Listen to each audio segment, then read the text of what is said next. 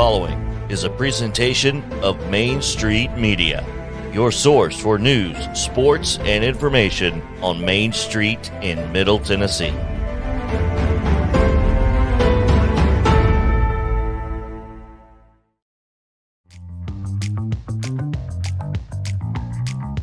Welcome into a Hump Day edition of Main Street Sports. Today on the program, we'll be joined by a regular Wednesday guest, Ms. Heather Williams, WCYB-TV from Bristol, Tennessee, or Virginia, depending on which side you live on.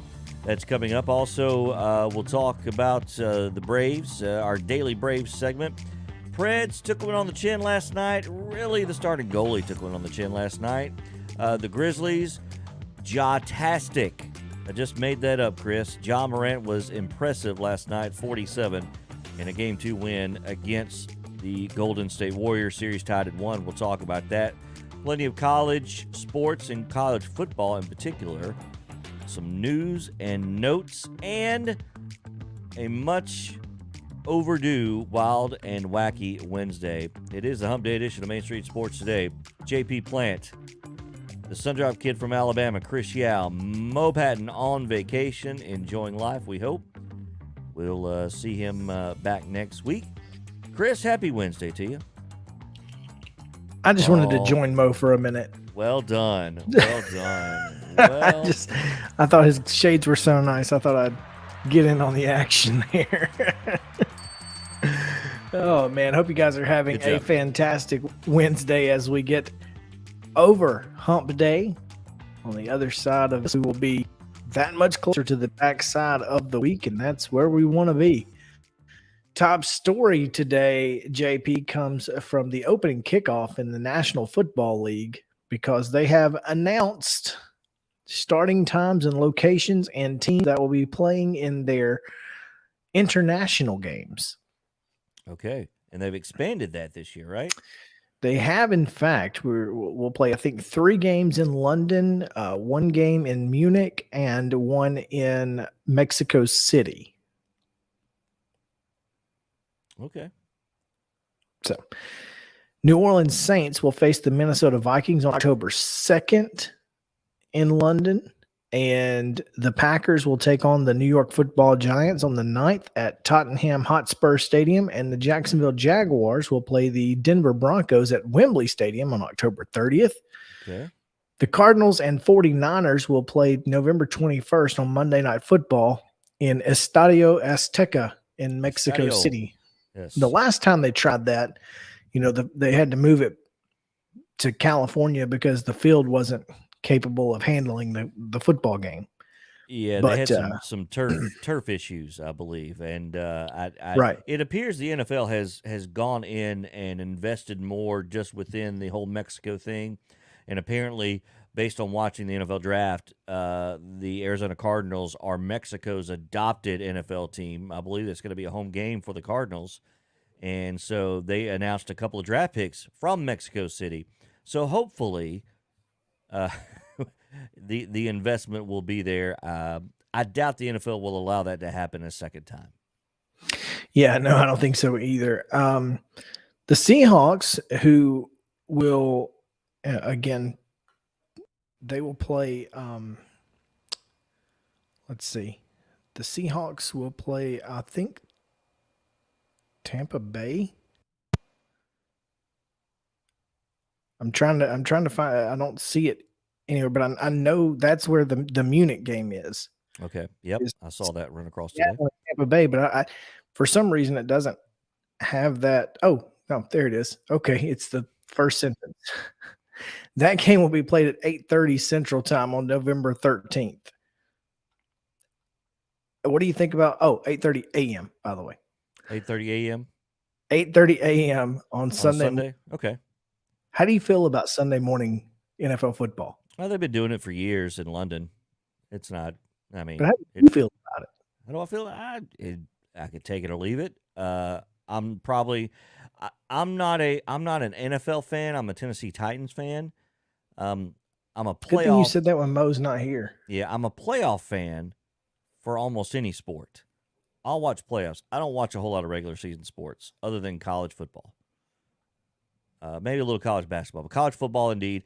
Everything else is playoffs for me in terms of what my viewing habits are. So in terms of the morning, unless the Titans are playing, I could take it or leave it. So it doesn't disrupt. I would rather the Titans not play because I have regular Sunday morning obligations, and if they're playing at that time, I would be missing the game. So I don't know. I kind of like getting up early at 8. I feel like living on the West Coast for college football fans would be the best. Yeah. Because you wake up at, you can wake up at 9 in the morning and the game's playing. Bed, and it's in your face. It's it's like, face. Hey, yep, let's go. We've barely got breakfast made, and they're kicking off, Ole Miss and Vanderbilt. It's pretty awesome. Why you got to go there? Why you got to go there? Brunch with the Commodores? I mean, well, come on. everybody plays 11 a.m. kicks now. I mean, it used to be a problem. Now there's so many networks, like everybody does it. It's 11 a.m. is just another time. It's not the bad game of the day. Yeah. It's just even Alabama another plays time. Every once in a while. Yeah. So, despite Nick Saban's pushback on it. But yeah, you wake up at 9 and then you're watching football till 10 at night, and you don't have to stay up until 2 to watch it. That's true. With us, we've got to stay up till midnight, 1 o'clock to finish out the day. So yeah, to me, I think it's pretty cool. Anyway, they will play 5 games internationally this year. So 3 London, 1 Germany, 1 Mexico, right? That's right. So should be a lot of fun for the NFL. I will watch some of them, but I'll watch anyway, to see what the Germany looks like. I've seen London, somewhat seen Mexico City, but I'll watch it because it's been a couple of years. And France. And where? France? You've seen London. You've seen France. Oh, yes. But I have to. You've seen someone in underpants. I'll let you finish that one. Oh, man. But I like it. You really can't. You really can't.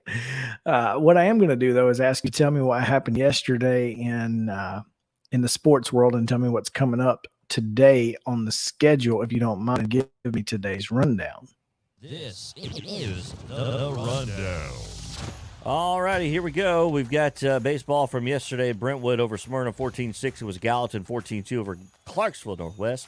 Mount Juliet shutting out Cookeville, 10-0. Eagleville, 10-7 over Community. East Robertson doubled up by Portland, 4-2.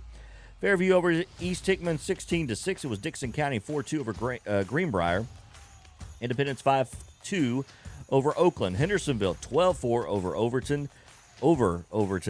There you go. Greedy Hill falls to Lebanon, 8-2 the final there. Lipscomb Academy, 6-3 over Brentwood Academy. NBA, 9-2 winners over Ensworth. Clarksville bested McCracken County, Kentucky, honorary TSSAA member, 4-3 the final there. They're in our at least 3 times a week. They're in our run. Oh yeah, at least. All the time. They're in there as many as some of our Tennessee schools. Murfreesboro Central Magnet 6, MLK 1, Pope John Paul II over Father Ryan, 3-1 in a big Irish bowl there. Classic series, whatever you want to call it. Riverside Christian, 14-4 over Zion Christian. Station Camp 2-1 over Upperman. Softball yesterday, Siegel over Blackman, 8-1. Community and Columbia, they tied. How are we getting all these Probably ties? Weather, I'm guess sure. So. Yeah, we did have some rain. We did. I got a story to tell you. Awesome. Later on today. We'll get to that at halftime. Columbia Academy 1-0 over Good Pasture. DCA 17-1 over Davidson Academy. Wilson Central 6-1 over Greenbrier. Friendship Christian 11-2 over Middle Tennessee Christian. Rockville Big over Oakland 16-3. Stewart's Creek with a pair of wins over Cane Ridge 23-15 to nothing. Creekwood 10-4 over Waverly. It was in boys soccer on the pitch yesterday. Greenbrier 2-1 winners over Franklin Road Academy. MLK 2-1 over Green Hill. Laverne 3-1 over Mount Juliet. Lawrence County 7-4 over Hickman County. Cookeville and Lebanon played to a 2-2 draw. Page 4-1 over Nolensville. Harpeth 9-0, shutting out Pearl Combe. Columbia and Rossview, they played and nobody scored. Scoreless draw there. Also, weather could have helped in that case as well. CPA 5-2 over White House. Smyrna 3-2 over Wilson Central. College baseball, it was Tennessee big over Alabama A&M 14-1. And Louisville bested Vanderbilt at the Hawk 1-0. Chris, I turned on SEC Network at, I don't know, it was maybe 7:30, 7:45, maybe it was 8. I think it was 8. Game was already over. That thing went in a hurry. 1-0 will do that. Yeah, they did. Went in a hurry. Louisville got the win. Braves yesterday lost both of the doubleheaders, 5-4 and 2-0, and the Sounds currently 0-0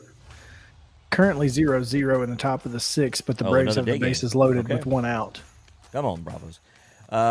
Sounds fell to Norfolk 7-4 last night. NHL, the Preds gave up 5 in the opening period and went on to lose 7-2 to Colorado, and the Avalanche lead that best of 7 Western Conference playoffs 1-0.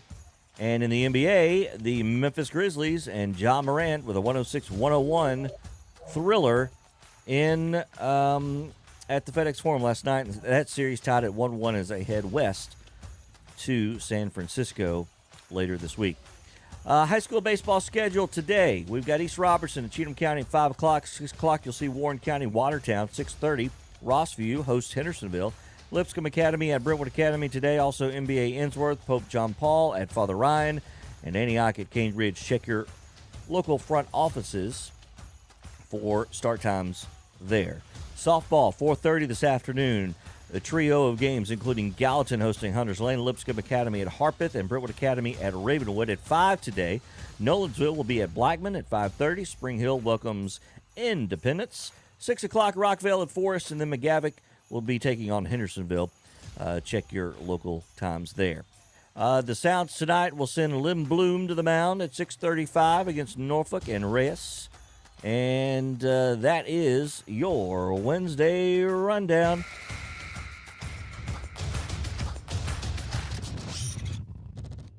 Short schedule. Short.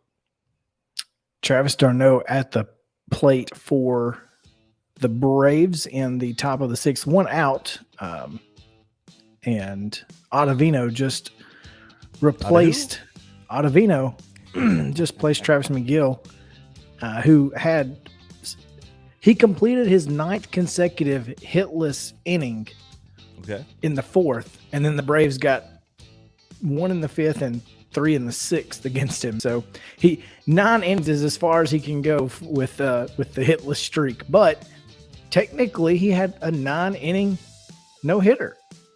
So well done, Travis McGill. I guess 2 different teams, but he was part of that Mets team that no-hit Philly last week in the combined no-hitter. So interesting, to say the least. We'll come back and talk to Heather Williams of WCYB-TV and talk some NASCAR. So stick around on Main Street Sports Today, presented by Mid-Tennessee Bone and Joint. It's going to be a good one.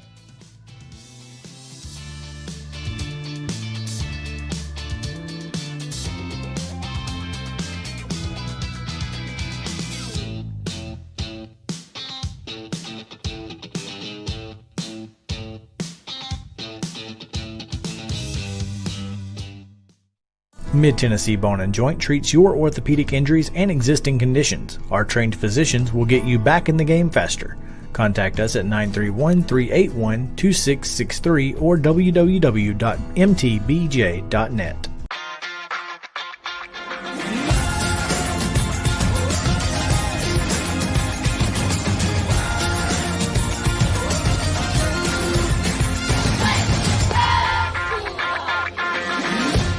Hey folks, while we take a quick break from the show, I want to tell you about our friends over at Custom Stone Handlers in downtown Columbia. Ed Rich and his team at Custom Stone Handlers believe in leadership. And outside of the military, our greatest leader building platform is sports. Custom Stone Handlers proudly encourages young people to get in the game. You can contact them today at 931-490-4990 or visit CustomStonehandlers.com. Jones & Lang Sporting Goods here in Columbia has been outfitting teams, officials, and anybody else from T-ball to college for 50-plus years. Be sure and check them out at 931-388-8060 or online at jonesandlang.com. Jones & Lang Sporting Goods, the look of a winner. Zion Christian Academy, ZionEagles.org or 931-388-5731. You can schedule your appointment. Go tour their campus. It is beautiful over there, and you're definitely going to want to see it. Again, it's ZionEagles.org. Give them a call, 931-388-5731, and schedule your tour today. today. Are you an enthusiastic sports fan? Want to have fun and get in on the action? Heck yes, that'd be awesome. Have great attention to detail? Want to stay active? Definitely. Want to give back to the student athletes in your community? Obviously, yes. Then you'd make an excellent high school sports official. We need more officials in Tennessee. Because with no high school officials, there are no high school sports. Sign up today at highschoolofficials.com. Mid-Tennessee Bone & Joint has been the official sports medicine provider for Maury County schools for more than 40 years. We specialize in orthopedic injuries, and our Ortho Quick walk-in service lets you bypass the ER. Visit us online at www.mtbj.net.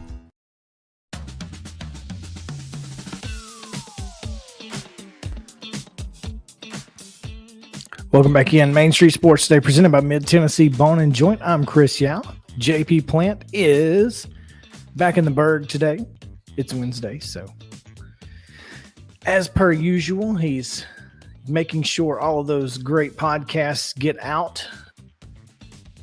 So, gotta love that. And always fun, JP, to catch up on all of the things happening on Main Street Preps through those podcasts, man. There's a lot going on, and you can catch them right now debuting Wednesdays at noon and 1, Thursdays at noon and 1. We've got Sumner County, we've got Robertson, Montgomery, Dixon, Cheatham, Davidson, Williamson, all of that covered in some part or another in one of these podcasts. So go find you something to get some information on prep sports in the next day. Yeah, wherever you get your podcasts. Mm-hmm. Wherever you pay for your free podcast. Exactly. Mm-hmm. It's time now for our weekly visit with Heather Williams, WCYB-TV. And Heather, always a fantastic opportunity to talk with you, because we get to find out a little bit about what's going on in the NASCAR world. And this week, it's another oddity as we're racing on Mother's Day. Yeah, just breaking all the rules, right? All the traditions in the sport, we just throw them all out the window at once. Who needs tradition? Now Mother's Day. I mean, I guess it's overrated. It's just NASCAR. Yeah, just a sport rooted in tradition and doing things. I wouldn't say the same way, but similar every year. Yes, it is what it is. You know, at this point, we've got single lug nuts. We're racing on Easter and Mother's Day. I don't even know what is this sport becoming. Next thing you know, we're not even going to drink Budweiser. I mean, my goodness. Stop it. Yeah, that's never going to happen. That's never going to stop. Rest assured that will always be there right now. Speaking of single lug nuts, thought we had this problem at least somewhat curbed until the Monster Mile took care of some lug nuts and some tires went flying and some folks are getting suspended. So maybe they have not quite figured out the single lug nuts. Yeah, I think that's a fair assessment. You know, there's two sides to the story. It's kind of funny because if you were watching the FS1 broadcast of the race, they were bragging on the 11th crew and how lightning quick their pit stops have been and how they were creeping towards that 10-second mark. And then, boom, a lug nut flies off and the tire flies off during a pit stop. And I don't think that had anything to do with them going too quick or anything. Would have to watch it again. I've heard a lot of conversations about it. It sounds like it might have been more of a part failure, which kind of makes this suspension seem a little unfair to me in their case, but I guess, you know, you have to be consistent. But there does seem to be a problem. It does seem to be a little bit more difficult than everybody anticipated in lining those, because it's basically 5 lugs to make one, and lining up those holes to hit that one lug nut and get that in correctly is proving to be more difficult than people thought it was. And so you have the team screaming about the fact that it's hard to line those pinholes up, and then also NASCAR saying, well, just slow down and you'll be good. But I mean, who wants to go slower? It's racing. So something's probably going to happen. Either NASCAR or the teams are going to have to give, because having the tire of the number 16 team bouncing in the corner with people going, 150 miles an hour at Dover is not the safest thing in the world. So, like I said, something's going to have to give. Chase Elliott with the win last week at the Monster Mile, and another great showing, of course, from Trackhouse Racing. But we talked about this, and we talked about how Hendrick's cars were going to figure it out, and obviously you saw the last year's winner, Alex Bowman, Kyle Larson in 6th, and probably would have been higher if he hadn't wrecked. But Hendrick seems to be figuring it out now. They always do. The cream always rises to the top, right? I mean, for all the talk about parity, and there has been a lot more parity in the sport, the smartest guys, the best guys still work at these organizations. Hendrick Motorsports, Joe Gibbs Racing, although they're struggling a little bit to figure it out, they'll figure it out too. I mean, they're the best organizations. For a reason, they have the best people, and they're going to always find an edge. Even within the slightest millimeters of rules that they have to work with, they're going to find that edge. Yeah, and that's obviously the Hendricks team has always been kind of the class of NASCAR, and for decades now. And that's kind of, you always expect that they're going to figure it out and find their way. But teams like Trackhouse, with Ross Chastain, another top 5 finish, it does seem like, maybe there are going to be some outside entities making a claim on toward the end of the year as the playoffs are concerned. For sure. I mean, this card definitely represents an opportunity for teams because there is more of a parity that are willing to put in the time, the money, and the investment that a Hendrick does to get up there and compete, and really not as much money as they would have had to in the past because these organizations aren't as big. They don't have as many people. But I think people forget about Trackhouse Racing. They're basically Chip Ganassi Racing, right? They bought all their stuff. They've basically hired all of their people. So they have a jump on some of these organizations like 2311 or Spire Motorsports or Colleague Racing, just because of the fact that they had a lot of these parts and pieces already in place, and specifically people. What's been impressive is the way that Justin Marks and Ty Norris and Pitbull have been able to elevate Chip Ganassi Racing from a mid-level team to knocking on the door of being a top-tier team. That's what's been really impressive about what they've been able to do. They seem to be taking that organization to the next level. Speaking of that particular team, they are, well, and of course with Ty Norris being involved, bringing out the 98 Earnhardt Japan schemes to Darlington this weekend should be interesting. Do what? Those things are so. I said, aren't those things sweet? Oh, absolutely! I love these two paint schemes are just phenomenal with the big polar bear on on the hood of the number 1 car. It's going to be cool to watch that kind of go around the track. So I'm and then of course obviously the 99 of Suarez, who has been just phenomenal all year long as well. So I'm excited for. I'm excited for Darlington because a race that has always traditionally just kind of been it's one of those mid-range tracks that typically provides really good racing, and it's not an exact oval. It has that kind of narrower banking at the one end. So what to expect this weekend with the new cars at Darlington? I mean, the unexpected. 2 things I love about Darlington. First of all, it's hard, right? It's a hardcore, hard racing track. Very physical for the drivers. Very hard to keep the car off the wall. The saying, the Darlington stripe. Everybody comes out of it. But then also you mentioned the paint schemes for Trackhouse Racing, the throwback paint scheme. I absolutely love the spring race specifically because that is where they run the throwback paint schemes, and it's just cool to see what people come up with. And I saw somebody else post this on Facebook, and I wish I had thought of it first because it sums it up perfectly. It said Trackhouse Racing understood the assignment.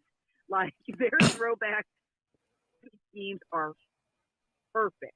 They're absolutely perfect. I mean, there's going to be some great paint schemes this weekend, and I haven't seen them all yet, but it's going to be hard to top those two for me in the field.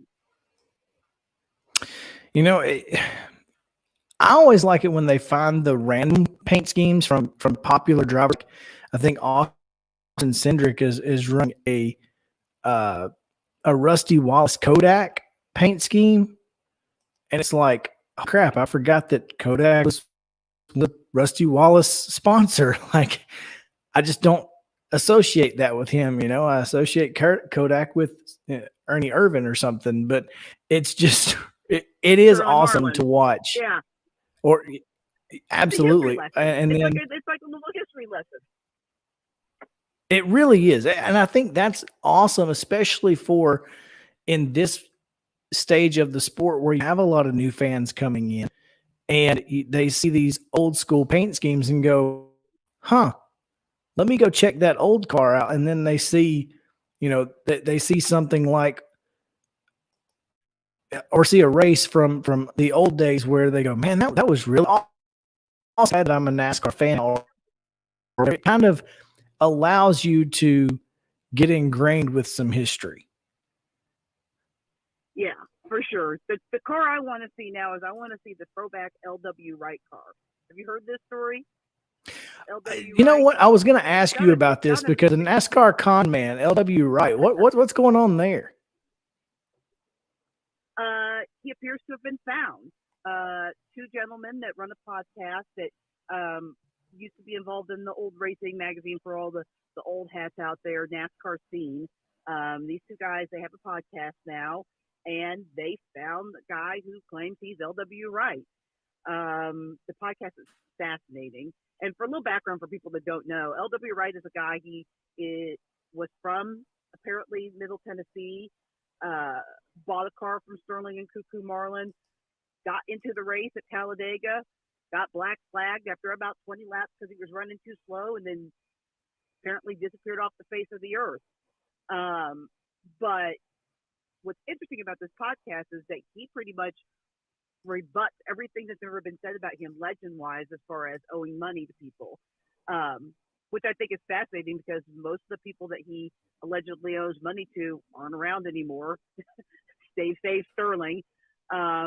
So I don't know that anyone can rebut his claim, rebut his claim that he doesn't owe anyone any money. But it's fascinating to listen to the man. I think it's called, oh gosh, the name of the podcast. If you Google LW Wright, it'll come up. It's like NASCAR Scene Podcast or something like that, because they're guys that used to work for that publication. The Scene Vault, that's what it's called, and it's amazing. It's an amazing story. Gotcha. Yeah, absolutely. I think it would be anyone should go check that out. The entire 1982 Winston 500 is on YouTube, by the way. So if you want to watch him actually running the race, you can. So there's that. Well, that race in and of itself is crazy because that's the first race that anyone broke the 200-mile mark in qualifying. Benny Parsons did that for the first time in that race, and that's not even the biggest story for the weekend. So, I mean, it's amazing. It really is, and this is the 40th anniversary. So good for the Scene Vault podcast going to look for him and finding him. Well done. Oh man. Yeah.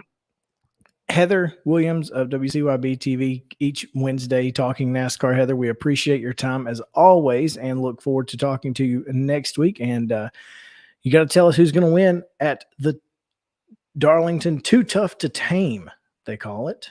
Who's got the upper hand? Yeah, the lady in black is fickle with her dance partners. It's a really tough track. I could see a guy like Kevin Harvick coming out on top just because this is obviously a track that's better on old veterans, and Kevin needs a win, but that team's not running particularly well, nor are the Gibbs teams, which those would probably be my normal favorites at a track like that. So I think I'm going to stick with the Hendrick Motorsports camp and go with Kyle Larson. Kyle Larson. Well, he's certainly got the stamina to take care of it, and he's strong, great driver. So should be fun to watch this weekend. Heather, we appreciate as always. We will talk to you next week here on Main Street Sports Today. Yeah, and get Mo off the beach or wherever he is right now. He's on a boat. On a boat hanging out, and we are we are not happy about it. Jealousy reigns supreme here at Main Street Sports Today. I promise you that. Well, it extends all the way up to Upper East Tennessee as well. I hear you. The Goodyear 400, 2:30 this Sunday on FS1. So check it out. We'll be back, and we'll talk some Tennessee football, and there's some other JP, some other transfers that have made their choices known today. So stick around. Main Street Sports Today, presented by Mid Tennessee Bone and Joint, comes back after this.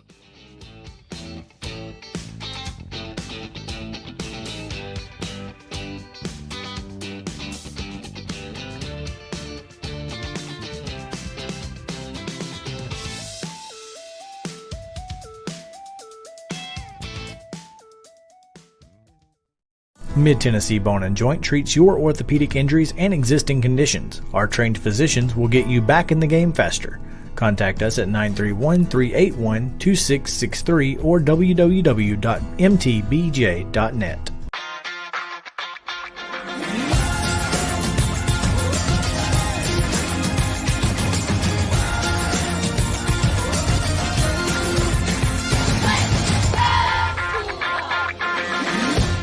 Hey folks, while we take a quick break from the show, I want to tell you about our friends over at Custom Stone Handlers in downtown Columbia. Ed Rich and his team at Custom Stone Handlers believe in leadership. And outside of the military, our greatest leader building platform is sports. Custom Stone Handlers proudly encourages young people to get in the game. You can contact them today at 931-490-4990 or visit CustomStonehandlers.com. Jones & Lang Sporting Goods here in Columbia has been outfitting teams, officials, and anybody else from T-ball to college for 50-plus years. Be sure and check them out at 931-388-8060 or online at jonesandlang.com. Jones & Lang Sporting Goods, the look of a winner. Zion Christian Academy, ZionEagles.org or 931-388-5731. You can schedule your appointment. Go tour their campus. It is beautiful over there, and you're definitely going to want to see it. Again, it's ZionEagles.org. Give them a call, 931-388-5731, and schedule your tour today. A game without a crowd is just a scrimmage. A performance without an audience is just a rehearsal. Without your presence, high school sports and the performing arts aren't possible. Ensure that these essential extracurricular activities continue to enrich the lives of students in Tennessee. Purchase a ticket to your local high school's game or performance. This message presented by the TSSAA. Mid-Tennessee Bone and Joint has been the official sports medicine provider for Maury County Schools for more than 40 years. We specialize in orthopedic injuries, and our Ortho Quick walk-in service lets you bypass the ER. Visit us online at www.mtbj.net.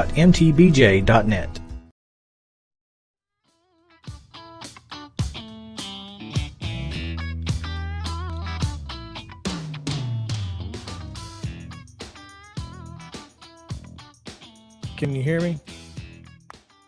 What's up? Gotcha now. Get Heather back on the phone. We need whatever we were doing while the Braves scored 7 runs in the 6th inning. We need to be doing that the rest of the show. I went to look and I was like, "Hey, the Braves scored. The Braves scored 7 runs." 7. And now that Heather is off the phone, we've had a pair of doubles in a row, and it's now 7-1 in the bottom of the 6th. So there's that. Finally found a good luck charm. We must have. We'll just have to have her on at all times. Oh, man. Let's talk a little college football here because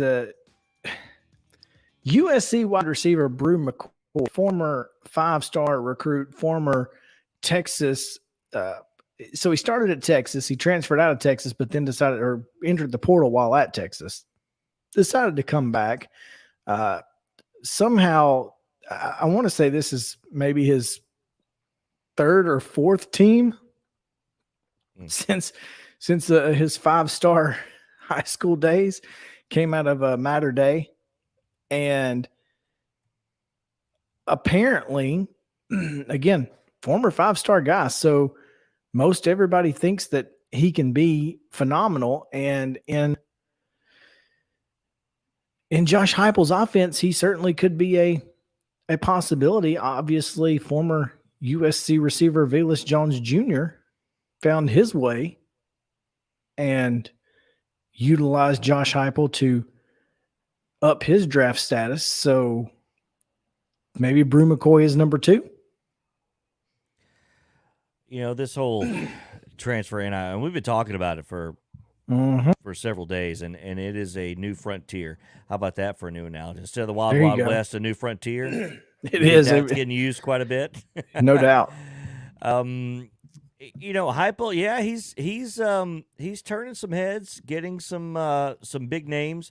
Now, Tennessee has done this a few times in this low turn of this time of Tennessee where they've been kind of below par from their expectations. They've had high recruits, 5-star recruits. Many of those 5 stars and others have not panned out. So getting high quality or at least high recruited players to Knoxville has not been that big of an issue. It's getting the right ones. And hopefully, Heupel is a different coach, obviously. Hopefully his evaluation process is going to be a little better than the previous coaches. And that has been the issue, is that the previous helms at the University of Tennessee have not been good evaluators and or not I disagree. Coaches to bring them up. That's what I think the problem has been. I think they've evaluated their talent just fine. I think they've had talented players. I don't think they have elevated those players to Power 5 SEC level football players. You can have raw talent all day long, but if you aren't coached to be an SEC football player, you're not going to be successful. Yeah, and that's where I think the problem's been. Yeah, and it's hard to judge that when they don't pan out, because you ask yourself, well, either they didn't coach them.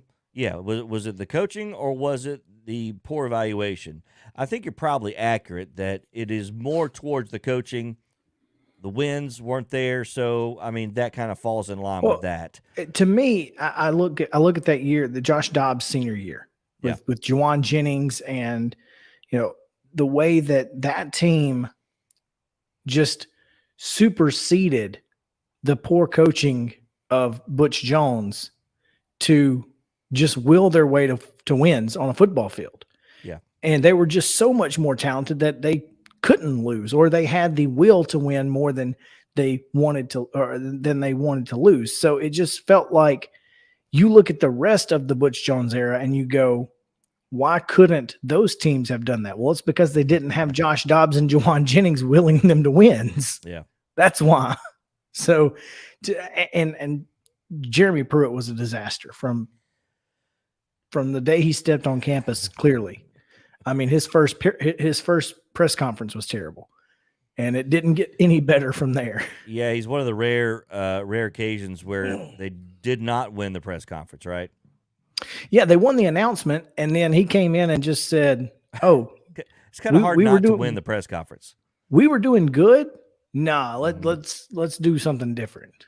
So it happens, but it's luckily that's not a situation anymore.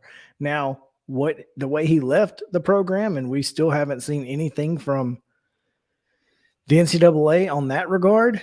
Who knows? We'll see. But Brew McCoy will be suited up in Tennessee orange, and he'll join GERALD MINCEY, who transferred from Florida, an offensive lineman, Georgia Tech defensive back Wesley Walker, And former ENSWORTH star Andre Turrentine comes from Ohio State back to the Volunteer State. So that's a pretty big get. Andre Turrentine was a very good player for Ohio State, and he will spend his grad year at Tennessee. So a transfer grad, huh? Okay. So I think that's great for Tennessee. And again, it just shows that Josh Heupel taking advantage, one, of the way that he coaches, and two, there's no question that NIL probably has something to do with, at least a little bit, with Andre Turrentine and potentially Brew McCoy, because the collective that Tennessee is using has certainly been talked about amongst players. You can bet. You don't think Ohio State has NIL deals out the wazoo? They don't currently have a collective like Tennessee does. So the money, right? No, I'm just saying. But see, the way that that company with Tennessee has connected, they're actually able to take some of the players who maybe aren't getting the big deals because they're not stars, right? So even Andre Turrentine, who's maybe not a first-round draft pick type guy, is still going to get a lot more money because it's a collective instead of because it's, because some car dealership wants to give him a bunch of money. What's Turrentine's grad degree going for? No idea. The thing is, with all this, there are 1,000 different reasons why kids are transferring. Could be he wants to get back in his home state. It could be there's a particular degree at Tennessee. Could be he likes that style of offense. I think a lot of that is the style of offense. Well, he's a DB, so yeah. But and so playing so time. Playing time probably has a lot to do with that. Yeah. He may not be able to compete as much at Ohio State for playing time in the defensive backfield. And maybe there are some openings at Tennessee, so who knows? And anybody who watched Tennessee's bowl game last year knows that if you're a defensive back, it's a spot you can play for. You think there's room? Is that what you're saying? There's room to improve in the defensive backfield at Tennessee. Yeah. So there you go. All right, let's take a break because I want to hear about your weather issues at halftime. So tell me about that when we come back. Main Street today, presented by Mid-Tennessee Bone and Joint, returns after this.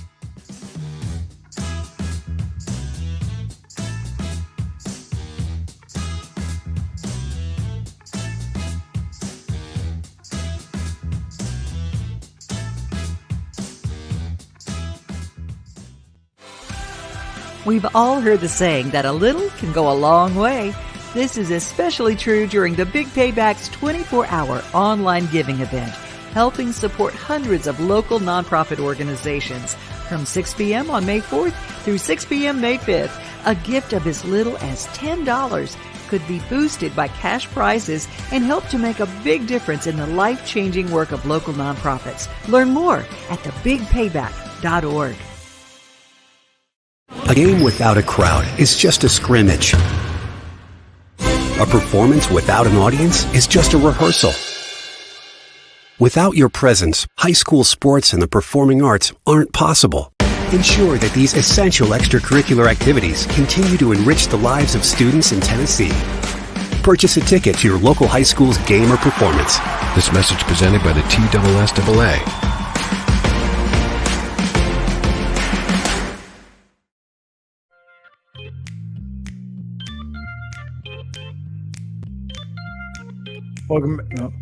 Welcome back in Main Street. Wait for Sports. it. Wait for it. Well, I saw you unmute me, but I guess the video was just really loud because I turned my headphones down a little bit. So anyway, it's halftime, and so JP, tell me what happened last night. You had some weather issues across the mid-state, but so what was going on? Well, storms have been rolling in over the last few days that may or may not have been forecasted, I guess, shall we say. Maybe surprise pop-up stuff, but it's the spring. It could happen anytime, anywhere. So you got to be prepared for it. Yeah, sure. Well, we we recently added some things to our deck. We've got this gazebo as well that has curtains that you can pull out and zip, and the thing with those is that, you need to unzip them and they have little Velcro to the poles on the side. So make sure those are kind of battened down when weather comes in. Well, I failed to do that before we got back late on Monday. Late Monday, and then immediately we carpooled back. So I left with Jody. So I was leaving, a couple hours earlier than normal on Tuesday from the house, and then had some late things. So I didn't get back till, later last night. Well, about 30 minutes after we got back, and of course, my lovely wife is telling me, storms are coming. Everything good out there? I'm like, it'll be fine. It'll be fine. Well, monsoon comes, and our gazebo and the curtains nearly flew away. I'm dead serious, nearly flew away. So I go out there in the middle of this monsoon in my bare feet and T-shirt and shorts, and yes. And I'm straddling on top of the couch, this wicker couch that is not meant to hold my hefty butt. So, and trying to wrap around to get all this stuff. So it was interesting. Come back in soaked, and fortunately, amongst the many I told you so, at least Jody did bring me a towel to dry off as I got back into the house. So that was nice of her. If you'd have done it when I told you. Yeah. Oh, yeah. I got it. Yeah. Literally, I told you. I said it was coming. I told you it was coming. You didn't believe me.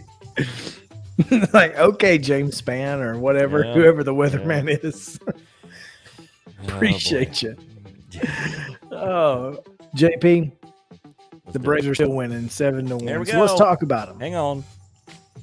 We'll talk about them on the other side in the second half.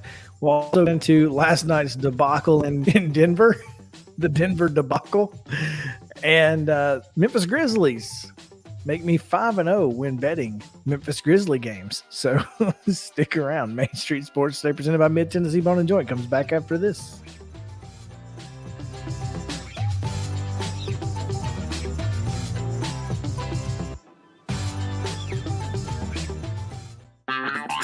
This is Chris Yao with Main Street Sports Today. Every show, Mo Patton and I welcome friends from all across the sports landscape, from high school coaches and reporters to national, college, and pro sports personalities. You never know who might stop by for a chat. AP Tennessee Sports Editor, three-time Tennessee Sports Writer of the Year 2020 TSWA Hall of Famer. She covers the Titans, the Predators, the Grizzlies, college football, and hoops. Please make welcome Teresa Walker. Former University of Tennessee, former Team USA Olympian, ex-Cy Young Award winner, R.A. Dickey. R.A., did I miss anything? Man, that was sweet. Yeah, I need to listen to that before I go to bed every night. That was nice. Has 5 sports Emmys. That's not bad for the other guy in Wham, Ryan McGee. The other guy in Wham married the best looking girl, Bananarama. So the other guy in Wham had a pretty good life. From preps to pros, we're taking on the sports topics you care about. Tune in across Main Street Media social platforms at 2 p.m. or on demand on your podcast distribution platform of choice.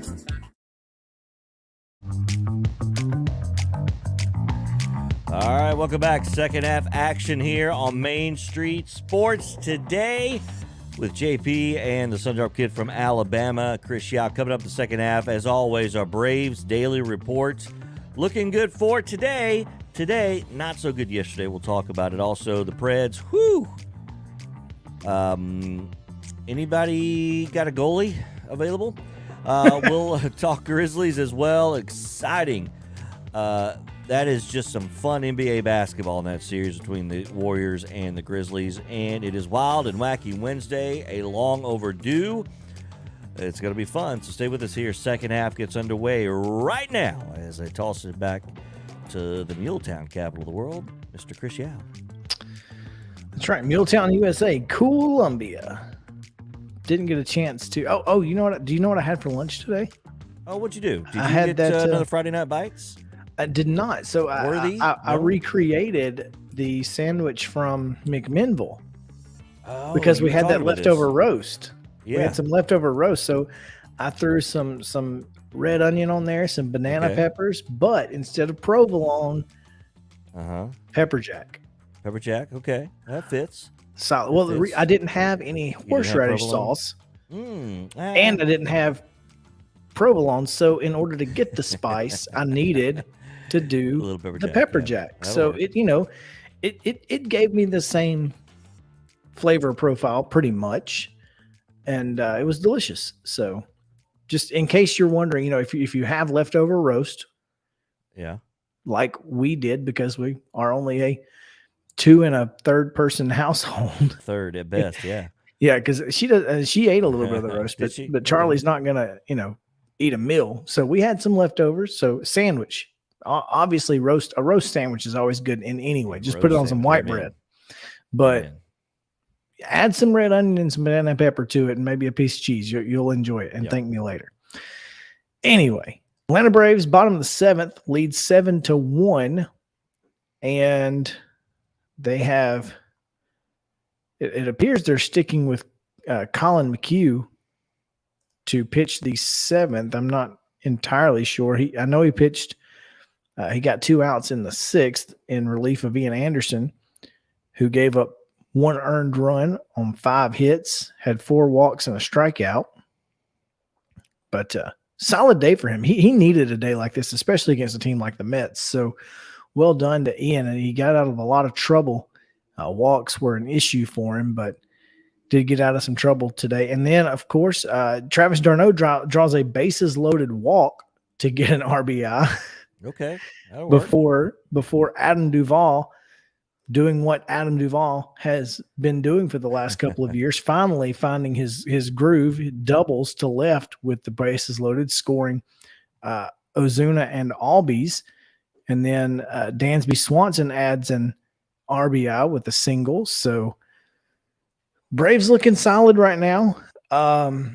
If they got through yesterday's doubleheader, JP, they went 0 for 11 with runners in scoring position. That's not a recipe for success to win baseball games against good teams, right? Yeah, against anybody.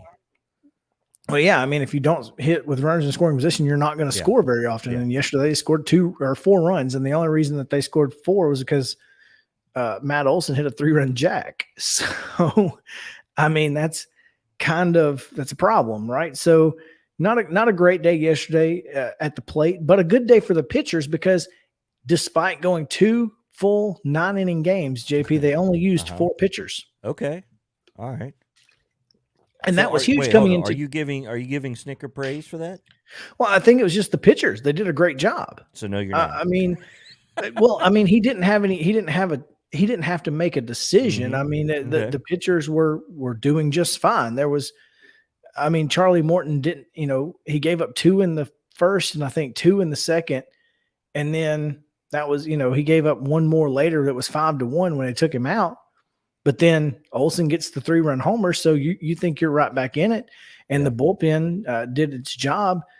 Well, I say the bullpen, it was exactly what you needed in a doubleheader. You don't want to go in there and have to use 6 pitchers, but knowing you've got another game the next day that you've got to win because you lost 2 today. 2. Yeah. Mm-hmm. So well done to the pitching staff. Will Smith came in and pitched the 8th last night, was, in that 2-0 game. We just couldn't get any hits. And that's, clearly we're saving them all for today. It tends to work out that way. It does tend to work out that way. Yeah. Hey, by the way, how about, I don't know I know Wednesday oftentimes is a getaway day, but day baseball in the major leagues is a very cool thing, don't you? Wouldn't you agree? Isn't day baseball fun? I much prefer day baseball. Yeah, I just think there's something romantic about it because it's old school. But it is. Looking at the lineup today, Arizona, Miami are playing right now. They're in the 9th. San Diego, Cleveland, they're in the 7th. St. Louis, Kansas City in the 8th. The Braves and the Mets. We've got Houston, Seattle.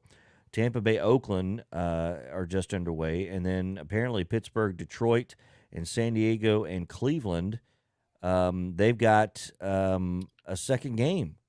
So yeah, both of those are playing doubleheaders. So, you've got, 8, 9 games in the daytime on this Wednesday. That's before 5 o'clock. Yeah, I think that's great. I agree. I really like daytime baseball. It takes you back to those special, right? To those eras where where you can get to the ballpark and get home before dinner. And to watch the sun make its way across the field is interesting because it changes the dynamic of the game. A lot of times it can be an advantage to the pitcher if they're in the sun, and if they're in the sun and the batter's in the shade, it takes a little bit longer to maybe pick up the ball out of the hand. So it does change the game, and I like it. I think it's really cool. I did want to mention this though. We talked about how the Braves struggling on offense. Get this. What if I told you the Atlanta Braves are the best in baseball for average exit velocity, and they're the worst in baseball in batting average of balls in play? Okay, so they're hitting the ball harder than any other team, right? And with the yet exit have velocity, with the lowest batting average when they put the ball in play. When they put it in play. So I'm curious, the exit velocity, does that include foul balls? No. Okay. So balls hit in play, the Braves are hitting it harder than anybody, yet they have the lowest average. Exactly. It doesn't make any sense. That kind of goes against just hit it hard somewhere, right? Exactly. It completely goes against everything what it does though. And when I saw this stat today, you want to talk about taking a step off the ledge. It's like if analytics and the law of averages, right? Analytics and the law of averages tell you this team is going to figure it out. What have I been Those saying? balls are going to start falling, or they're going to start getting out of the ballpark on a more regular basis. What have I been telling you? Yeah, but you weren't to get numbers. You were just telling me numbers. I need the numbers. I need a reason to believe that. Your generation in analytical baseball. I believe in it. I believe the law of averages tells me those balls are going to start getting down or getting out. And the Mets, by the way, 14th in the league in exit velocity. And I want to say like 8th in the league in batting average and balls put in play. So you're telling me that the team who is right now 6 games up on the Braves, 18-8 overall in the year, the law of averages tells me they're going to regress. So I'm feeling better. So you're feeling better about numbers that don't make sense. Is that what you're telling me? Right, because it's an anomaly. That's not going to stick around for 162. For analytical purposes, you needed numbers to not make sense to make you feel better about your team. Right. Okay. Because just making sure I understand this. I mean, the reality is the Braves being 11-15 doesn't make sense. Why doesn't it make sense? Well, because despite hitting the ball harder than anybody else in the game, it doesn't make sense. Yeah, they're not getting hits. So, but by proxy, the law of averages, everything should average out. So that would include wins and losses, right? Correct. Okay. So you don't need numbers for that, right? I just feel like, well, I mean, it depends. Whatever makes you feel better, I mean, that's ultimately what matters. If the Braves had the same numbers as the Mets, I wouldn't think that the law of averages was going to make a difference in the record. I would say, well, clearly the record is indicative of how they're playing. But the numbers are not indicative of the records to this point. Correct. Yes. But they will be over 162. Okay. All right. Thus, when somebody tells you it's a long season, chill out. It's working. We're going to make it. We're going to make it. Hey, listen, however you get to this point, I'm happy. Because I'm, at least for today. But you know what? We're winning today. If we were losing, you would be different. Right? No, probably not. I'd be just as upset going, why can't we hit the ball? But good news, the Braves got the Mets out in the 7th. That's right. The 6th, rather, they head to the 7th now, still leading. No. We're through 7. Through 7. They're going to the 8th. You're right. Yes, so going to the 8th. Only 2 more chances for the Mets. So 6 outs. Still got to get them out 6 times, man. But our bullpen is the Braves bullpen is the strength of this team. So let's just cross our fingers and hope. I kind of wish the Mets were at least within 3 runs though, so I could get a save out of Kenley Jansen. But there you go. I'll sacrifice my fantasy team for a win in actual, real baseball. So this day in Braves history, 1968 on May 4th in, is it Ciudad Ojeda, Zulia, Venezuela? Sure. Eduardo Perez. Eddie. Just Venezuela. Nobody will know the difference. You're right. Better known as Eddie. Eddie Perez was born. Eddie. And the 27-year-old made his debut when he caught for the Braves on September 10th, 1995. So, and is now the bullpen coach for said Atlanta Braves. So, speaking of the bullpen, the strength of this team. Big smile on his face. Is a big day for. It's always good when you can get a win on your birthday, right? Sure. We appreciate it, Eddie. Yep. Thanks for helping us out, Eddie. We appreciate it. We're going to come back and talk about. You want the good news or the bad news first? Coming up next. Yeah, you don't know which one you're going to get. But I also want to ask you about the other hockey game you watched some of last night, because it was apparently a great one. Yeah. So we'll get into the Preds and Grizzlies and that all much more on the other side of the break. Main Street Sports Day presented by Mid-Tennessee Bone and Joints. Back after this.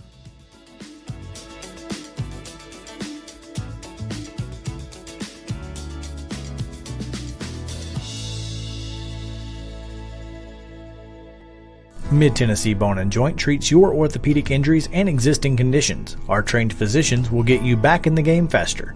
Contact us at 931-381-2663 or www.mtbj.net.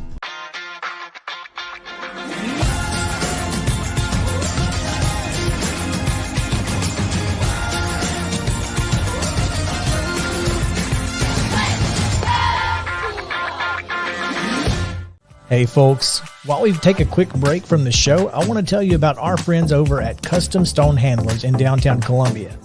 Ed Rich and his team at Custom Stone Handlers believe in leadership. And outside of the military, our greatest leader building platform is sports. Custom Stone Handlers proudly encourages young people to get in the game. You can contact them today at 931-490-4990 or visit CustomStonehandlers.com. Jones & Lang Sporting Goods here in Columbia has been outfitting teams, officials, and anybody else from T-ball to college for 50-plus years. Be sure and check them out at 931-388-8060 or online at jonesandlang.com. Jones & Lang Sporting Goods, the look of a winner. Zion Christian Academy, ZionEagles.org or 931-388-5731. You can schedule your appointment. Go tour their campus. It is beautiful over there, and you're definitely going to want to see it. Again, it's ZionEagles.org. Give them a call, 931-388-5731, and schedule your tour today. Are you an enthusiastic sports fan? Want to have fun and get in on the action? Heck yes, that'd be awesome. Have great attention to detail? Want to stay active? Definitely. Want to give back to the student athletes in your community? Obviously, yes. Then you'd make an excellent high school sports official. We need more officials in Tennessee, because with no high school officials, there are no high school sports. Sign up today at highschoolofficials.com. Mid-Tennessee Bone and Joint has been the official sports medicine provider for Maury County Schools for more than 40 years. We specialize in orthopedic injuries, and our Ortho Quick walk-in service lets you bypass the ER. Visit us online at www.mtbj.net.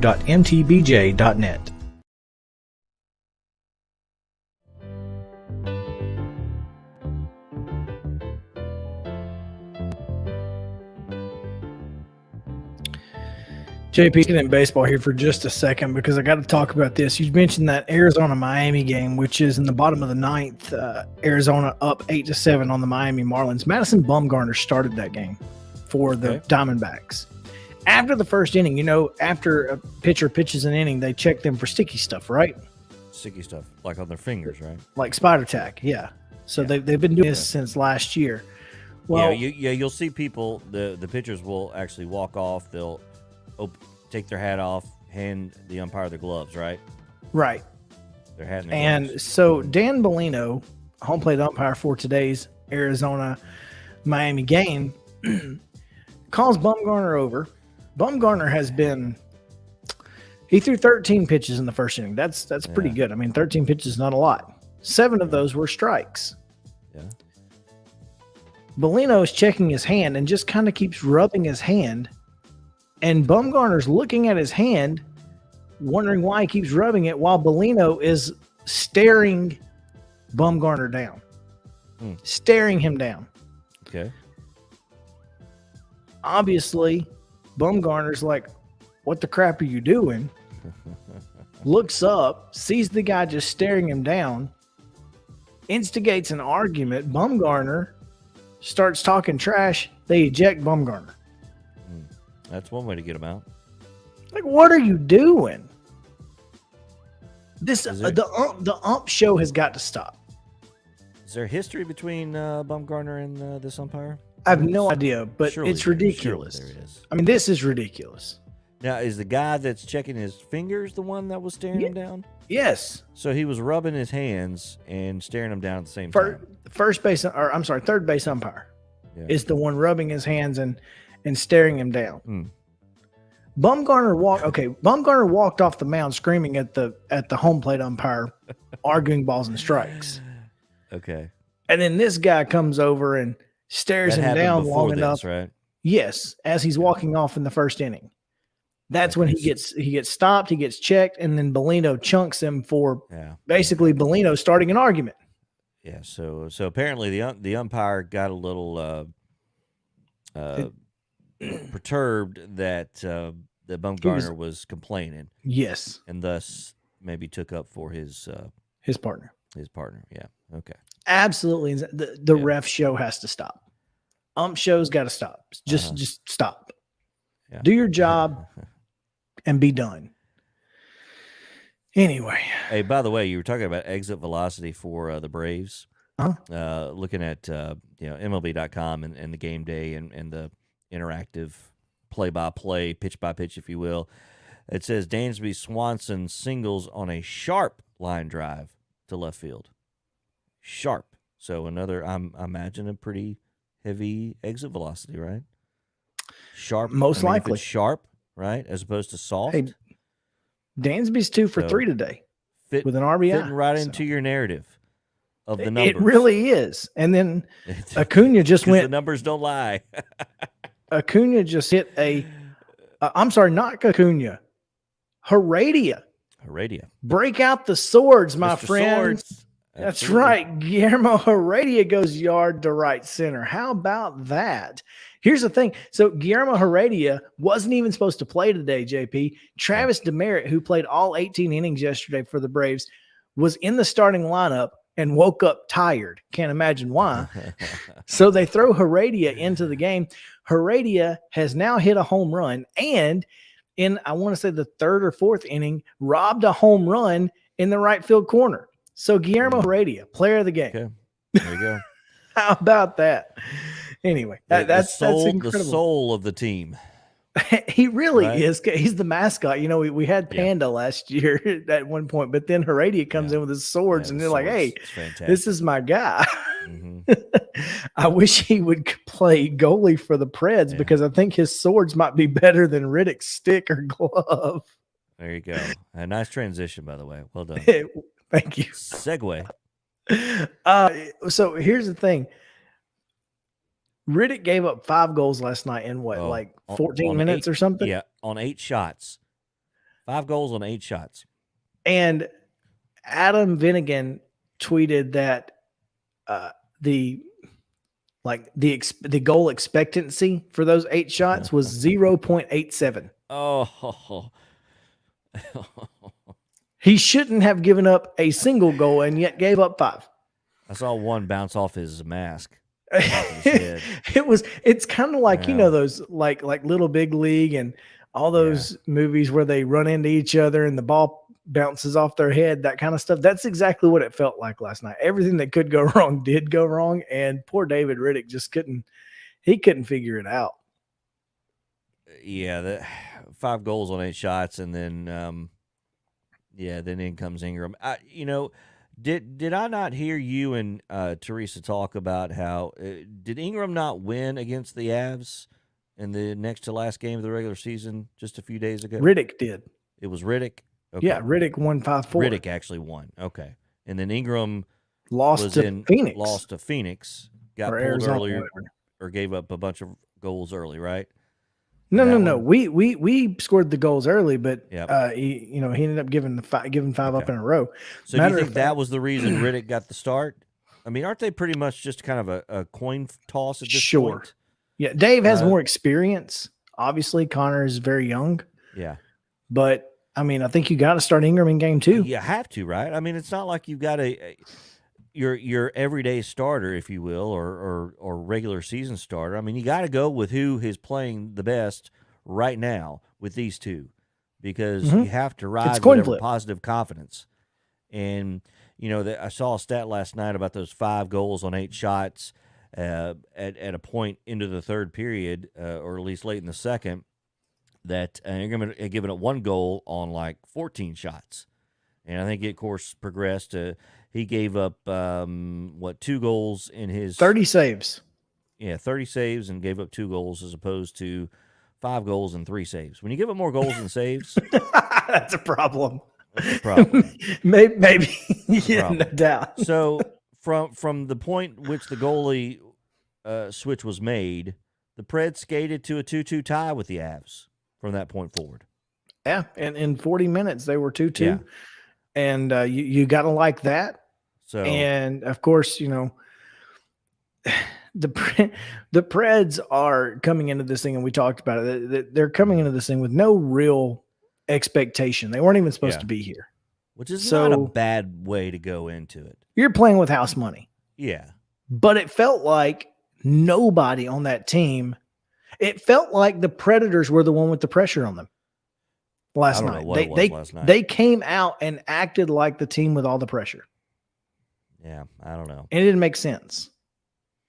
Hopefully they got that out of the way. And like I said, I mean, the final 2+ periods, they played an even hockey game. And so hopefully they can take that momentum into game 2. And, one thing about the NHL, I think more so than any other postseason in professional sports, is that it's more up for grabs, I think, than any. I think we see more upsets in terms of just seeding.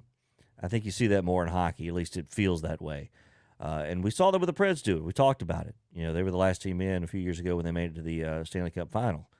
Well, it's one of those sports, JP, where, the puck can be deflected in so many ways that, a goal that should never have been a goal can be a goal. And that could be the difference in the game. And that can be the difference in the game. Difference in the series. Right. So, I mean, hockey is as, I won't say as much luck, but it's pretty close. Yeah. I think you have more luck in hockey with the way the puck bounces in the smaller arena than you do with soccer, which is it's comparable in terms of, you're trying to put an object into a net and the scoring is about the same. It's low scoring. So I think there is more luck or opportunity for luck and bounces with hockey, not to mention that it is not a sphere. It's not a circle. Right. So it's going to get, by the nature of the puck itself, it's going to get some odd bounces, right? Like a football. Right. You're going to get some odd bounces with a football because it's not circular. Well, it is symmetrical. It's still, but if it gets on its side, you never know what can happen. Yeah. I mean, the puck can go any direction at any time, and as hard as they're hitting the puck and shooting the puck, it can change in an instant and be a completely different direction, and so that happens. I get that, but it doesn't happen, 5 times in 8 shots. So you just gotta ride what you got, and hopefully the Preds can take advantage in game 2 of Connor Ingram's success last night. And you switched over smartly. I did. Well, it's 5-0, 6-0, and then 6-1, and at a certain point, and the Preds were supposed to be on ESPN, the big ESPN, but the game ahead of them went into 3 overtimes, the Rangers and the Penguins. So the Preds were on ESPNU, so I just switched back to ESPN just to watch that. I mean, overtime hockey is phenomenal. Especially in the playoffs, because there's no stopping. It's over. Yeah. It's sudden death, and we just play till somebody scores. Although I do think it's weird that they stop Like, I don't know why. I don't know why you have times in overtime in hockey. Like, just play. You play you play a full 20-minute period, then you take a break, just like you would in the game. It's just an intermission. Oh, it's not. So it's not 5 minutes. No, they play a full 20. You play 20 minutes. So they played 2 games last night. Essentially, almost. Yeah, it was about 5 minutes into the third overtime, but they played 5 full periods. Yeah, once you go into overtime in the playoffs, it's 20 minutes. Okay. Yeah, you play a full period, and if nobody scores, intermission. Zambonis come out, band goes on the stage, and you do it all over again. Come back out, you play another 20 minutes. So you play it until somebody scores. I did not watch it last night. I was thinking like regular season where they play 5 minutes and then go to a shootout. No, you play till somebody scores. No shootout in playoff hockey. So they're playing on it, and if Evgeny Malkin gets the goal, this series starts in New York. This was a Madison Square Garden. And the Penguins, they get the 1-0 lead in a triple overtime. So, starting off the playoffs with a triple overtime, it's going to be interesting how these two teams, at some point that will have a toll. But it is fascinating hockey because every bounce, we talk about the bounce in hockey, but in overtime, every bounce is just, it's heightened with its energy. And Sean McDonough was on the call last night, and it was a good hockey call. He's got a synonymous voice. Many people may not like him, but I think he has a good hockey voice too. So, but it was fun to watch. I had the volume cranked up on that in that triple overtime so I could hear the call. It was fun. Playoff hockey is an entity unto its own. There's very little in sports more. Not just entertaining, but intense. Oh, intense, yes. Than playoff hockey. I mean, the intensity is just otherworldly. Yep. You got to love it. I do. Every single second in playoff hockey matters because at any point, as we just talked about. As long as the JP, we've seen it. Yep. 0.1 seconds is all it takes to score a goal, right? Every second. But, I mean, it's at any point, if you relax for 1 second, somebody could get in behind you and score, and then the game's over. So you have zero chance to relax. And the goaltender for the Rangers, who did not get the win, but he was up in the 70 range in terms of saves last night. It's how many shots on goal. Did Pittsburgh had a backup come in, right? They may have. New York did not.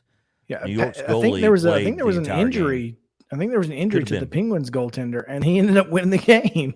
Yeah. So, yeah, Pittsburgh had about 15 more shots on goal than New York did last night, and that peppering continued, and it paid off for them. Last night, also the Memphis Grizzlies Game 2 win. Dylan Brooks ejected in the first quarter for a flagrant 2. And I don't know, did you see the hit that apparently broke Gary Payton Jr.'s elbow? Yeah, he has a broken elbow. He hit him on the head. Right. He swiped across the head, and Gary Payton tried to collect himself. The way he fell, tried to put his arm down, and it just jammed it up, and it just broke it because all of his weight was coming in. Because he was hit so hard. I mean, you slow-moed it down. It was the right – I think it was definitely a flagrant 2 and thus an ejection. It was certainly more egregious than Draymond Green's the previous game. See, I disagree. I don't think it was nearly as egregious because Draymond actually pulled the offensive player down, whereas Brooks did not. He had his left hand on his hip, and he swiped, but he didn't pull. Okay, well, that's so. Fine. It was. There's a difference there. Draymond does not get the benefit of the doubt because of his personality. Because he's a dirty player. His personality and the way he plays. That particular play where Draymond hit him. The Memphis player barely hit the ground because Draymond was holding on to him. He kept him from hitting the ground. Yeah, he pulled him to the ground and then helped him keep him. He kept him from hitting the ground. The other, it clearly, while he may have been going for the ball, clearly missed last night. And when you see the hit, when I had the volume down on that game because we were watching something else at the time, and so when I saw that he was out and I had the closed captioning on that he was gone and had a towel over his head, I thought he may have had a concussion, and I thought he was going to be out because of a head injury. Because he got back up and he shot the free throw. Now, granted, it was his off arm that he was. I think it was his off arm. But anyway, it was interesting. So here's my thing with flagrant 1 and flagrant 2s. I think much like targeting, intent has to play a factor. How can you do intent though as an official? How can you read somebody's intent? They do it all the time. It's called an intentional foul. You've heard of them? Do you know the definition of an intentional foul? Yes. Okay. An intentional foul is not going for the ball. Yeah. Okay. Dylan Brooks was clearly trying to play the ball. So therefore, did a poor job of it. Maybe, but his intent was to play the ball.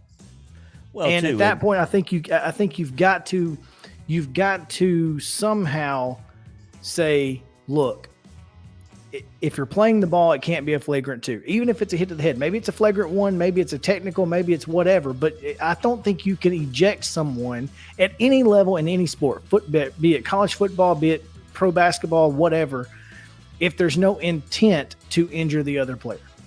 That should be the ejectionable offense. That's the way I feel about it across the board. And I don't think Draymond should have been ejected. Yeah, no, I don't either. So, I mean, I don't either. I think that's intent at some point has to come into play. Well, and also too the how the player that is hit, what happens reacts to them? Yeah, is there blood? Are they, writhing in pain on the floor? That type of thing. So, and again, you could call into question then, intent from that reaction, because there are some people that like to embellish a bit. So it's a very difficult thing to do. Well, that's why they have replay.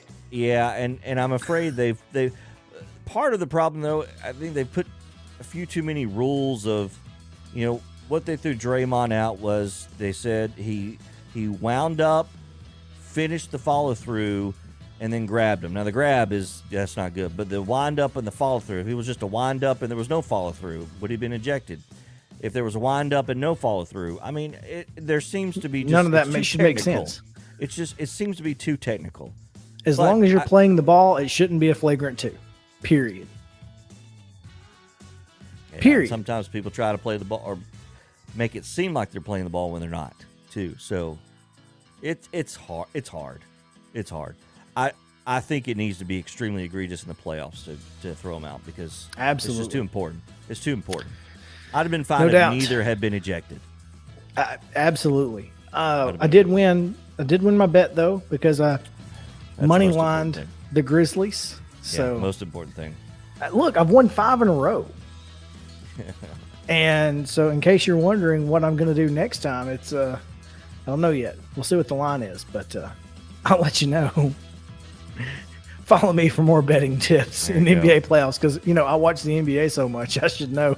This is the reason that I win bets in the NBA, is because I don't watch it, so I don't think I know what I'm talking about. I just kind of do something weird, and it's worked out. So anyway, we got a couple stories for Wild and Wacky. We're going to get to it here on the other side of the break. Stick around. Main Street Sports today, presented by Mid-Tennessee Bone and Joint.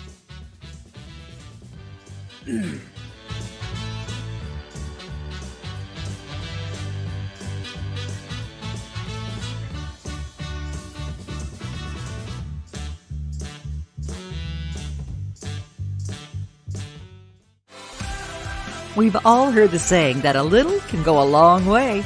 This is especially true during the Big Payback's 24-hour online giving event, helping support hundreds of local nonprofit organizations.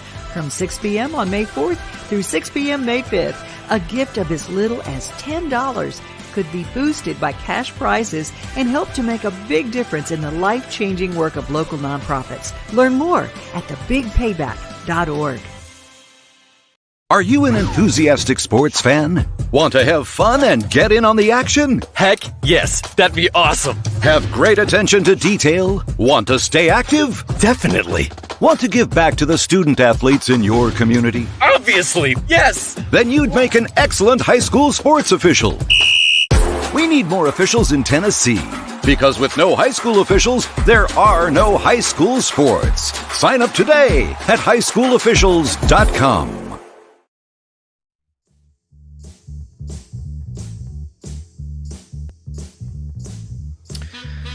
Welcome back in. Main Street Sports today, presented by Mid-Tennessee Bone and Joint. Final segment of the day. It's on a Wacky Wednesday. You've made it through Hump Day. Tomorrow, George Plaster will be in studio. There we go. We've been teasing it all week. We've been teasing all week. And even last week. We did. George Plaster will be in studio. Today, we did, in fact. And I'm excited because he's going to join us for the entire show, and we'll try to get some, trying to get him to maybe get some guests on, since it's a travel day for the Atlanta Braves. See if we can't play off of some of his Braves connections and grab somebody. I don't know. We'll see, but should be a lot of fun. George recently announced that he will be his show will be moving to Main Street media outlets, just as this one is. So that's right. Should be a lot of fun. Looking forward to it. That's right. What, July? Is that right? July 1, I believe. July. So we get into Wild and Wacky now with me, the zaniest guy this side of the Duck River today. Have you seen? This is from April 28th, but again, it's been a while since we've had a Wild and Wacky. Yeah. This is within the last week though. So okay. Police investigating claim college baseball team was poisoned with paint thinner. Whoa. Apparently, local police are investigating Kansas Wesleyan baseball being poisoned after a foreign substance was found in the water cooler during their doubleheader against rival Bethany College. So, of course. Clearly. Yeah. Putting paint thinner in our water coolers to get our baseball players still getting toasted by 31 runs is wild. Stay classy. Oof. So Wesleyan still won, right? Apparently they won the series by 31 by 31 runs. So the rival got back at them with clearly. I'm sure they didn't drink it very often. I mean, as soon as somebody realized this is not water, we probably shouldn't drink this. But yeah, and there's a picture of it on at @TMZ_sports. There's a photo. Yeah. And it's, I mean, it looks like a dark blue substance with some, it actually kind of, you know what it looks like? It looks like a sky with a dark blue sky, and like there's some white stuff at the top that kind of looks like random clouds. It's obviously not water. Like Gatorade or Powerade or something like that. I don't some energy drink drink. I mean, it was pretty obvious that like mold. Yeah, I mean, and the stuff that's on top of it is the plastic liner from the Gatorade cooler, because it has melted the Gatorade cooler. Mm-hmm. Yeah. Paint thinner. That's what it does. Yeah. That was the point of the paint thinner. It's what paint thinner does. So anyway, I just thought that was crazy, man. Like I cannot believe everybody's okay, right? Everybody seems to be fine, but it's hurt. interesting. We talked about the senior prank from a couple weeks ago, and that this is not a prank. That can hurt somebody. Okay. Yeah. Seriously hurt somebody. Yep. Anyway. Glad everybody's okay. For those of you who missed our show last Friday, we revealed that one of my side gigs is a wedding DJ. Yeah, Jeff M was very impressed with that. And in my contract, I stipulate that I am to be provided a meal or allowed 45 minutes to leave the premises in order to get and eat a meal during the reception. All right.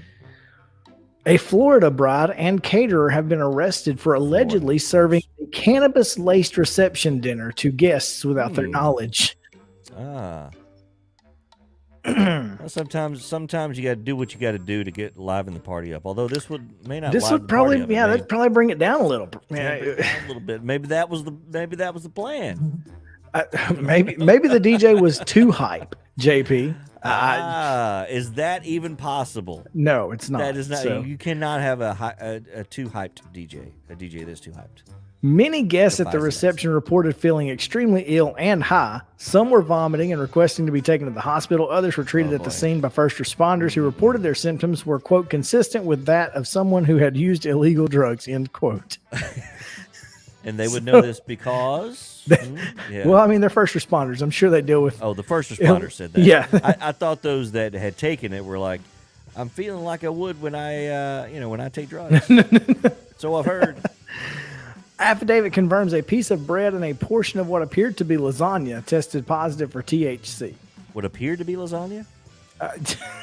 That's what I got out of that too. How do you make something else look like lasagna? Like lasagna is pretty like, if it's lasagna, it's lasagna. Even if it's made out of even if it's not made out of noodles and red sauce, like you can make s'mores lasagnas. I guess it's still going to look like lasagna. Right? Wow. But yeah, so they got one guy was allegedly told police with a blank expression and stuttering voice that did not know if the food contained marijuana. So there you go. And finally, I have to do this one too because it's also a theme. A couple Tuesday, Pam and Jeremy joked they should hop on a plane and get married in Vegas. Well, they looked at each other and like, oh, you weren't joking. I wasn't joking either. Well, crap, let's go. Huh. So they take off, right? They're going to head to Vegas. Game of chicken. Huh? Right. Hey, baby, let's go to Vegas. Kiss our single life goodbye. A little Faith Hill music for you there. Come Sunday, the couple arrived in DFW from Oklahoma City to learn their connection flight to Las Vegas was canceled, but that's when their bad luck ended. Chris, another passenger traveling to Las Vegas from DFW, overheard Pam and Jeremy discussing how they might still get to Vegas in time for their appointment. Chris, however, happens to be an ordained minister. He offered to marry the couple himself, and they went online, snatched up the last 3 seats to Vegas on the Southwest flight, all got in to the Dallas Love Field across town, boarded the flight. The pilot, Captain Gill, noticed Pam's wedding dress because they were in full wedding garb. They're in their dress and tux on the flight. On the flight. On the flight. Okay. So that's commitment. Pam explains the story, joked with Captain Gill they should just get married on the flight. And he said, you know what? That's not a joke. These jokes keep coming into reality, Pam. Pam, stop joking, okay?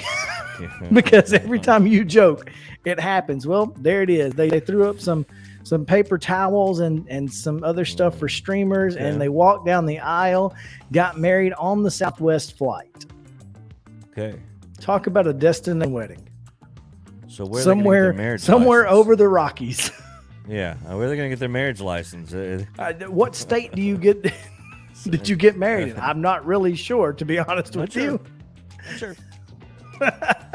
But hey, that's a pretty cool story. Great ending, even though their flight was canceled. Congratulations to Pam and Jeremy for getting that done. I just thought that Take was us home in 20 seconds, Chris. That's right. We're going to get out. Our George Plaster joins us, and we will see you at 2 o'clock right here on Main Street Sports Day, presented by Mid-Tennessee Bone and Joint. Have a great day.